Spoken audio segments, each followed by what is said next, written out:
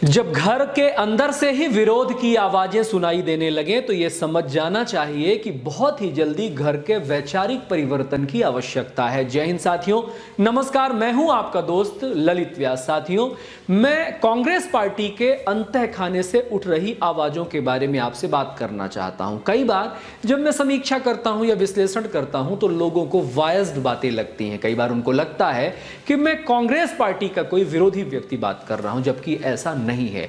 Congress party से कोई विरोध नहीं है, लेकिन उनकी नीतियों से, उनकी विचारधारा से, जिस प्रकार से उनकी आइडियोलॉजी है, वो बातें ठीक नहीं लगती। वो केवल मुझे ठीक नहीं लगती, वो उनके भीतर ही मौजूद सदस्यों को भी ठीक नहीं लगती। अब आप कहेंगे कि एक घर में विभिन्न प्रकार के सदस्य होते हैं तो सबके विचार अलग अलग होते हैं, जरूरी नहीं है कि घर की बातें सबको ठीक लगें। लेकिन जब आपके द्वारा लिए गए निर्णय, आपके जो विचार हैं, जो नीतियां हैं, वो फेल होती नजर आए और हर जगह, हर राज्य में आप फेल होते नजर आए, तो आपके घर के अन्य सदस्यों की बातें भी आपको सुन लेनी चाहिए, कार्यकर्ताओं की बातें भी सुन लेनी चाहिए। यही कहना है उड़ीसा कांग्रेस के पूर्व मंत्री रहे और अभी उनकी जो बेटी है वो विधायक प्रतिनिधि है, कई मर्तबा उड़ीसा में कांग्रेस से विधायक रहे, मोहम्मद मुनीम साहब जी।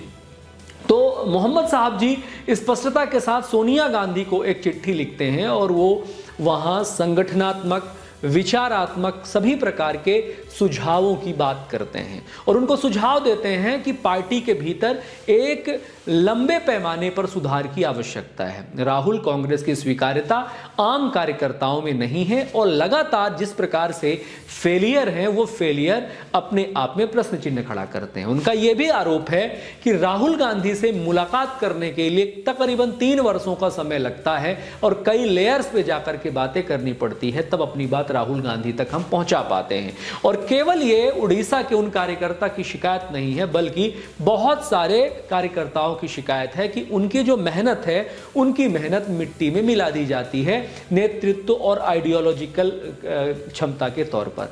खड़गे जी को लेकर के भी कार्यकर्ताओं में असंतोष का वातावरण है और उनका कहना है कि खड़गे जी की जो उम्र है वो पार्टी में अध्यक्ष पद को लेकर के न्याय नहीं कर रही। खड़गे जी हमारे लिए उपयोगी नेता हैं, उनके आइडियाज, उनके मार्गदर्शन हमारे लिए इंपॉर्टेंट हो सकते हैं, लेकिन वो चूंकि इस उम्र में है, जिस उम्र में वहां पर नेता प्रतिपक्ष के तौर पर जो भाग दौड़ करनी चाहिए, जो एक्शन लेना चाहिए, वो लेने की उनकी उम्र इजाजत नहीं देती, उनका स्वास्थ्य इजाजत नहीं देता। तो उनको उस हिसाब से हमें प्रयोग में लाया जाना चाहिए। तकरीबन उन्होंने कई प्रकार की मांगें अपने पूर्व नेता सोनिया गांधी जी के सामने रखी हैं और कई कार्यकर्ताओं की ये मांग है। उन्होंने एक और मांग रखी है कि प्रियंका गांधी जी को महत्वपूर्ण भूमिका के साथ प्रोजेक्ट अगर किया जाता है तो कांग्रेस पार्टी का उत्थान हो सकता है। हम भी कई दिनों से कई वीडियोस में ये अपेक्षा कर रहे थे और इस प्रकार की बातें उठाने का प्रयास कर रहे थे। लगभग अगर नेतृत्व क्षमता की हम बात करते हैं तो केवल वो एकमात्र नहीं है, बहुत सारे कांग्रेस के भीतर ही लोग हैं जो ये मानते हैं कि कांग्रेस की आइडियोलॉजी में भी बदलाव करने की आवश्यकता है। वो आइडियोलॉजी जो लगातार कांग्रेस लेकर के चलती आ रही थी, जिसमें तुष्टीकरण एक महत्वपूर्ण आइडियोलॉजी थी, उस आइडियोलॉजी को भी परिवर्तन करने की जरूरत है। मेहनत करने की क्षमता भारतीय जनता पार्टी के कार्यकर्ताओं और उनके नेतृत्व क्षमता से सीखने लायक है, ये बात भी वो स्पष्टता के साथ वहां पर करते हुए देखे गए। तो कई प्रकार की चीजें उसमें शामिल थी जिनको लेकर के उन्होंने प्रश्न चिन्ह उठाया और प्रियंका गांधी को लेकर के भी तो उन्होंने प्रश्न चिन्ह उठाया कि उनको मुख्य भूमिका में, मुख्य केंद्रीय भूमिका में उनका होना चाहिए। दूसरा, जब मैं और समीक्षा कर रहा था तो मैंने वो देखा कि जो नेता उपेक्षित महसूस कर रहे हैं और वो आपके बहुत महत्वपूर्ण और मजे हुए सिपाही हो सकते हैं, उनमें से सचिन पायलट का नाम लिया, शशि थरूर का नाम लिया और बहुत सारे नेता हैं जो नेपथ्य में धीरे धीरे जा रहे हैं और उनको महत्व नहीं दिया जा रहा है। तो ऐसे नेताओं को मुख्य भूमिका में ला करके, केंद्र में ला करके महत्वपूर्ण भूमिका दी जाए और स्ट्रक्चरल जो बदलाव है वो किया जाए, आइडियोलॉजिकल बदलाव किया जाए, तब जाकर के कांग्रेस की प्रासंगिकता बची रह सकती है। और उन्होंने तमाम राज्यों का, हरियाणा का, मध्य प्रदेश का, राजस्थान का, बिहार का, हर राज्यों का उन्होंने हवाला देते हुए महाराष्ट्र का कहा कि जिस प्रकार से लगातार आपकी आइडियोलॉजी फेल होती नजर आ रही है, तो आइडियोलॉजी भी परिवर्तित करिए, नैरेटिव भी परिवर्तित करिए और नेतृत्व भी परिवर्तित करिए, तब जाकर के कांग्रेस का उत्थान हो सकता है। और यही तकरीबन हम लोग भी चाह रहे थे।